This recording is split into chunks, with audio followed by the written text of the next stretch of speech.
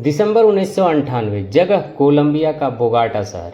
यहाँ के एक जेल में खूंखार कैदी तकरीबन 16 साल बाद रिहा होता है।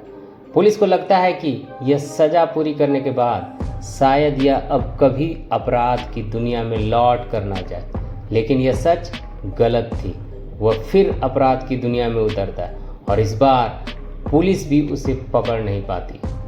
दोस्तों, कहानी में आगे बढ़ने से पहले अगर आपने अभी तक हमारे चैनल को सब्सक्राइब नहीं किया है तो जल्दी से सब्सक्राइब कर लीजिए, क्योंकि हम इस चैनल पर इसी तरह की क्राइम स्टोरी लाते रहते हैं और आपको ऐसा करने में सिर्फ 1 सेकंड लगेंगे, पर इससे हमारी काफ़ी मदद हो जाएगी। तो चलिए इस कहानी को शुरू करते हैं। साल 1968 में कोलंबिया के बोगाटा शहर की सुनसान जगह पर एक कार आकर रुकती है। कार का चालक गाड़ी को सड़क किनारे करके पेशाब करने के लिए उतरता है और जैसे ही वो झाड़ियों की तरफ रुख करता है तो उसे एक बच्ची की शव नजर आती है। कार चालक घबरा जाता है और पास के ही पेट्रोल पंप से पुलिस को फ़ोन से खबर देता है। फिर कुछ देर बाद पुलिस उस जगह पर पहुंचती है और देखती है कि उस मासूम के शव पर एक भी कपड़ा नहीं है। पुलिस देखते ही समझ जाती है कि इस मासूम को किसी ने तड़पा कर बड़ी बेरहमी से मारा गया है। क्राइम सीन की काफ़ी छानबीन के बाद भी पुलिस के हाथ ऐसा कुछ भी सुराग नहीं मिलता है जिससे कातिल का पकड़ सके। अभी इस केस की जांच आगे बढ़ ही रही थी कि फिर से सब की खबर पुलिस को मिलती है। खबर मिलने के बाद पुलिस घटनास्थल पर पहुंचती है और देखती है कि इस बार भी एक बच्ची की उसके साथ वही जिंदगी दोहराई गई थी, यानी कि साथ भी दरिंदे ने बहुत ही बुरी तरीके से दरिंदगी की थी। इसके बाद इन दोनों घटना के बाद धीरे धीरे लाशों के मिलने की गिनती बढ़ती ही जा रही थी और इनमें से मरने वाली ज़्यादातर बच्चियां पेरू और इक्वाडोर की थी। लाशों की संख्या 300 से ज़्यादा तक पहुंच चुकी थी और इन सभी के साथ वही दरिंदगी दोहराई गई थी जो उन 2 मासूम बच्चियों के साथ किया गया था। अब इन सभी घटनाओं की स्थिति को देखकर पुलिस को कुछ चीज़ का अंदाज़ा तो हो गया था कि इन सब के पीछे हो न हो किसी एक ही इंसान का हाथ है, लेकिन हैरान करने वाली बात तो यह थी कि यह खतरनाक अपराधी अभी भी पुलिस की पहुंच से दूर था। लेकिन इतने सारे केस की जांच करने के बाद पुलिस के पास कई तरह की जानकारियां इकट्ठा हो चुकी थी और अब पुलिस को तलाश थी एक सेल्समैन की, क्योंकि अब तक के मिले इनपुट के आधार पर वह एक सेल्समैन बनने का नाटक करता था और वह बच्चों से कहता था कि वह अपना रास्ता भटक गया है और उसे मदद की ज़रूरत है। फिर वह बच्चों को लालच देकर उन्हें बहला फुसला कर दूर ले जाता था। फिर वह दरिंदा उनके साथ गलत काम करता था और बाद में उसे मार डालता था। अब लोगों के मन में एक अनजान सा डर समा गया था। लोग घरों से अपने बच्चों को बाहर निकलने नहीं देते थे, यहाँ तक कि स्कूल भी नहीं भेजते थे।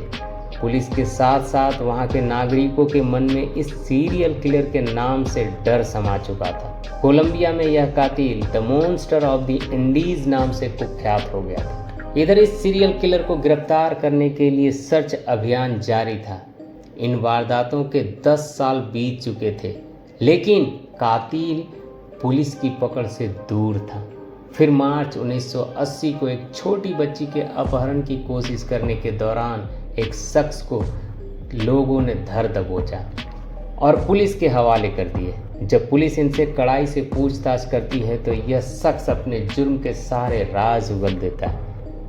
इस शख्स का नाम था पेट्रो लोपेज और इसने 103 लड़कियों को मारने की बात कबूल की, जिनमें से लगभग 100 शव पुलिस ने बरामद कर लिए थे। इसने 300 से ज़्यादा यौन उत्पीड़न और गला घोटने की बात भी कबूल की। अब यह नहीं मालूम कि इनमें से कितने लोग बच गए और कितने मर गए।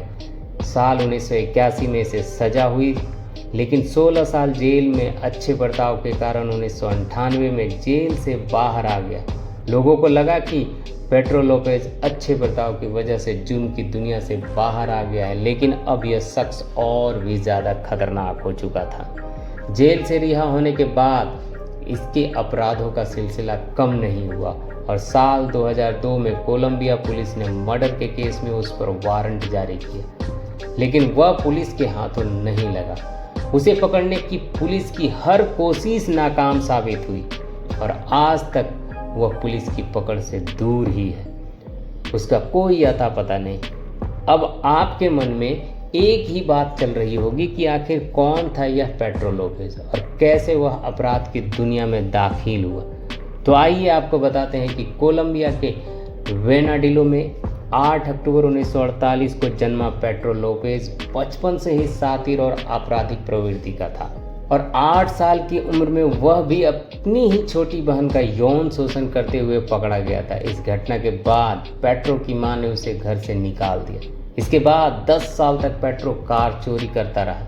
कार चुराने में वह माहिर हो चुका था और वह कार चुराकर स्थानीय बाजार में बेचने लगा, लेकिन उस वक्त तो वह पकड़ा गया था और कुछ समय के लिए जेल भी गया था। जेल के बाहर आकर वो फिर से वही काम करने लगा, लेकिन कत्ल जैसी वारदातों का अंजाम उसने बदले की भावना में आकर देना शुरू किया। जब कई साथियों ने इसके साथ बदसलूकी की तो इसने उससे बदला लेने के लिए उसकी कत्ल कर दी और बचपन में ही अपने साथ हुई उस घटना को पेड्रो कभी नहीं भूल पाया और आगे जाकर इस सनकी ने बच्चियों के साथ यौन शोषण और उनकी हत्याएं करने लगा। हालांकि अब वह जिंदा है या नहीं इसके बारे में कोई पुख्ता सबूत किसी के पास नहीं है, लेकिन उसकी मां का मानना है कि वह सातिर अपराधी आज भी जिंदा है।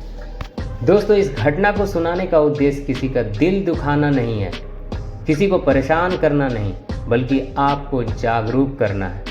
और इसी के साथ हम विदा लेते हैं और मिलते हैं एक और सच्ची घटना के साथ। तब तक के लिए सावधान रहें, सुरक्षित रहें। धन्यवाद।